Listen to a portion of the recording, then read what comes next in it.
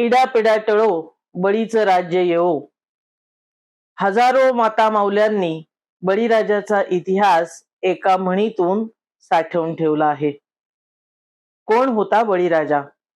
हजारो वर्ष बहुजन समाजातल्या स्त्रिया ज्याच्या आगमनाची प्रतीक्षा करतात, असा बळीराजा नेमकं त्यानं काय इतिहासात कार्य केलं? अनेक अभ्यासकांचा अभ्यास, संशोधकांचं संशोधन आपल्याला सांगतं की बळीराजा होता बहुजन समाजाचा सर्वश्रेष्ठ पूर्वज. बळीराजानं सिंधू संस्कृतीचं जतन केलं. सिंधू संस्कृती म्हणजे जगभरात मान्यता पावलेली एक समतावादी संस्कृती. अशा संस्कृतीच्या उत्तरार्धात बळीराजानं आपलं राज्य केलं आणि असं राज्य केलं की ज्या राज्यामध्ये स्त्रियांना सन्मान होता, ज्या राज्यामध्ये शेतकऱ्याला तगई दिली जात होती, म्हणजे त्याच्या मागे तगादा लावला जात नव्हता. शेतकरी, स्त्रिया, सामान्य माणूस बळीच्या राज्यामध्ये सुखासमाधानानं नांदत होता.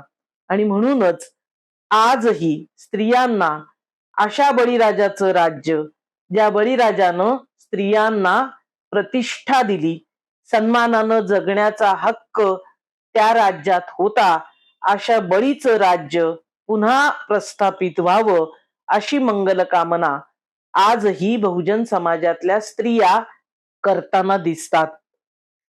बळीराजा हा काय प्रेरणा देतो?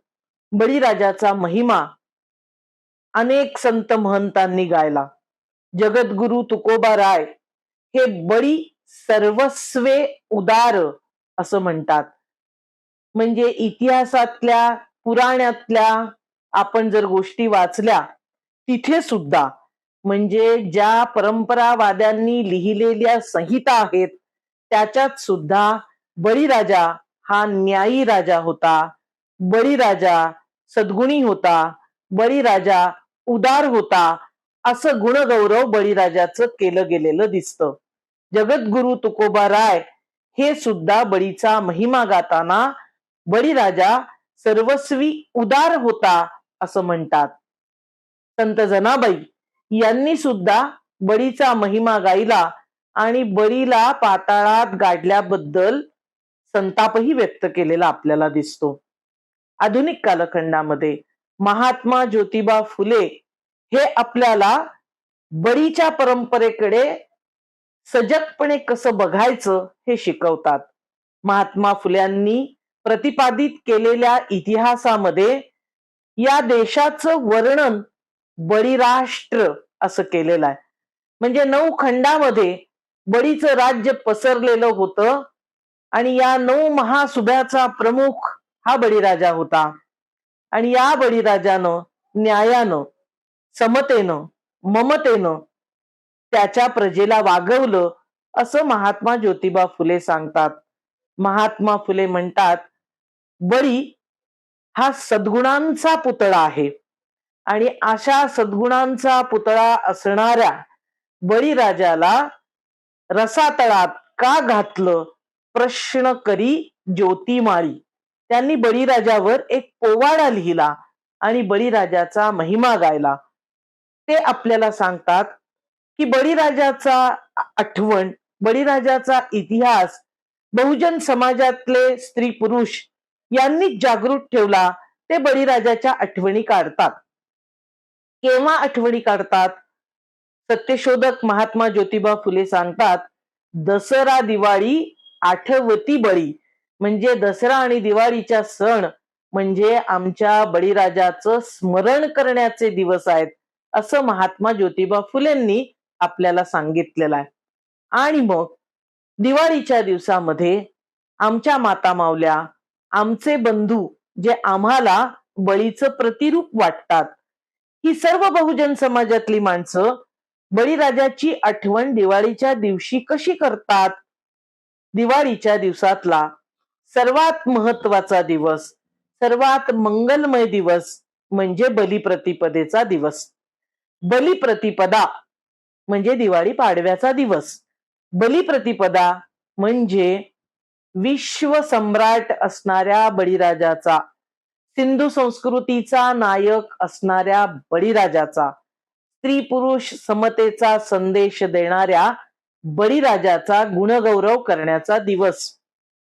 बलिप्रतिपदा आम्ही बळीराजाची आठवण करून साजरा करतो. हे फक्त महाराष्ट्रातच नाही, बळीराजाला आठवण ठेवण्याची, त्याचं स्मरण करण्याची परंपरा तामिळनाडूमध्ये सुद्धा दिसते. ओणमच्या सणाच्या निमित्तानं ती केरळमध्ये सुद्धा दिसते. म्हणजे या महात्मा फुल्यांच्या भाषेत नवखंडामध्ये बळीराजाचं स्मरण वेगवेगळ्या पद्धतीनं आपल्याला केलं जाताना दिसतं. मल्याळी भाषेतल्या लोकगीतांमध्ये स्त्रिया गाणी गाताना म्हणतात की कसं होतं बळीचं राज्य, त्या बळीराज्यामध्ये दुधादह्यानं डेरे भरलेले होते. म्हणजे अशी एक संपन्न अवस्था ही बळीराजाच्या राज्यात होती. ही बळीची आठवण तिथल्या माय माऊल्या लोकगीतातून आपल्याला सांगताना दिसतात, बळीचा महिमा गाताना दिसतात. केरळमध्ये तर ओणमचा सण म्हणजे दुसरं तिसरं काहीच नाही, महाबली उत्सव हा साजरा केला जातो. गावागावामध्ये शेणाचा उंचवटा, म्हणजे सर्व आपलं अंगण साफसूफ करायचं, सारवायचं आणि तिथे एक बळीची प्रतिकृती म्हणून उंचवटा तयार करायचा, त्याच्या भोवती रांगोळ्या काढायच्या. सण साजरा करताना नवीन कपडे परिधान करायचे आणि गावातली तरुण पोरं बळीचं सोंग म्हणजे बळीचा वेश करून घराघरामध्ये जाऊन कसं चाललंय तुमचं अशी विचारपूस करतात. मग आपण बनवलेलं गोडधोड जेवायचं आणि आपला राजा आपल्या भेटीला आलाय, तो आल्यानंतर त्याचं स्वागत करत आम्ही तुझी प्रजा सुखी आहोत असा संदेश त्याला द्यायचा. म्हणजे बळीराजा ही आमची विचारपूस करायला दिवाळीच्या दिवसांमध्ये, ओणमच्या सणाच्या निमित्तानं येतो. ही परंपरा आजही देशामध्ये वेगवेगळ्या भागात साजरी केल्या जाताना दिसते. महाराष्ट्रामध्ये सत्यशोधकांच्या पुढाकारातून पुण्यातून बरोबर 20 वर्षापूर्वी 2003 सालापासून बळीराजा गौरव उत्सव हा साजरा केला जातो.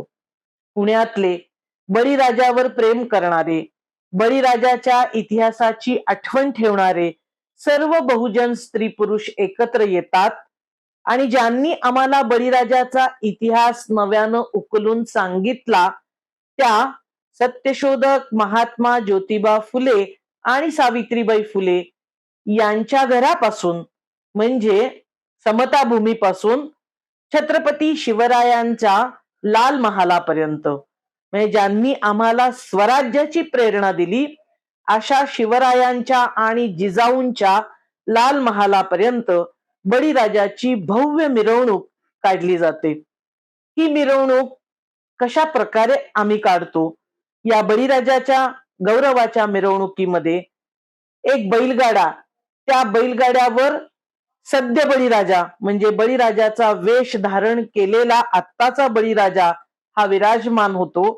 त्या गाड्यावर कृषी धन हे मांडलं जातं. म्हणजे कृषी धनानं नटलेल्या रथावर बळीराजा आरूढ होतो आणि महात्मा फुल्यांच्या समता भूमीपासून रयतेचं स्वराज्य स्थापन करणाऱ्या शिवराय आणि जिजाऊंच्या लाल महालापर्यंत वाजत गाजत ही मिरवणूक कृषी धनाचं वाटप करत पोहोचते. पान सुपारीचा कार्यक्रम होऊन इडापिडा टळू दे, बळीचं राज्य येऊ दे या मंगलमय शुभेच्छा एकमेकांना देऊन सभेत त्याचं रूपांतर होतं. ही मिरवणूक म्हणजे बळीराजाचं स्मरण करण्याचा एक प्रकार. पण बळीराजाची मिरवणूक काढूनच त्याचं स्मरण करता येतं असं नाही. आपण वेगवेगळ्या पद्धतीनं बळीराजाचा गौरव बलिप्रतिपदेच्या दिवशी करू शकतो. आपण वाड्यात राहत असो तर वाड्यामध्ये आपण आकाशकंदील आपल्या घरासमोर लावू शकतो आणि त्या आकाशकंदीलवर बळीराजाचा विजय असो, इडापिडा टळो, बळीचं राज्य येवो, सत्य की जय हो, अशा घोषणांचा आकाशकंदील आपण बनवून घेऊ शकतो, स्वतः बनवू शकतो. आपल्या घरासमोर आपण बळीराजाच्या स्वागताची रांगोळी काढू शकतो. आपल्या आप्तेष्टांना, मित्रांना, सहकाऱ्यांना इडापिडा टळोच्या शुभेच्छा भेट कार्डाद्वारे आपण देऊ शकतो. बळीराजाचं स्मरण हे अनेक मार्गांना आपण करत राहिलं पाहिजे. आपण इमारतीत राहतो, फ्लॅटमध्ये राहतो, संकुलांमध्ये राहतो, सोसायट्यांमध्ये राहतो.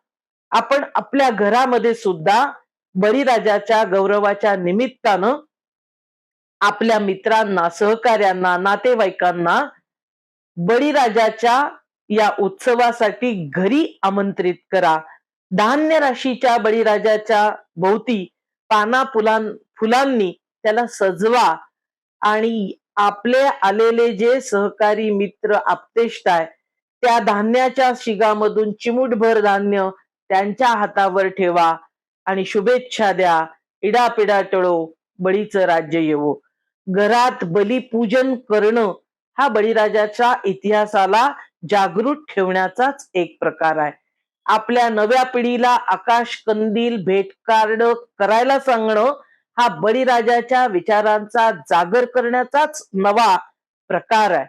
आपल्या मातांना, मावशांना, भगिनींना, मैत्रिणींना, मित्रांना रांगोळ्या बळीराजाच्या स्वागताच्या काढायला प्रोत्साहित करणं हा बळीराजाचा इतिहास जागृत ठेवण्याचा मार्ग आहे.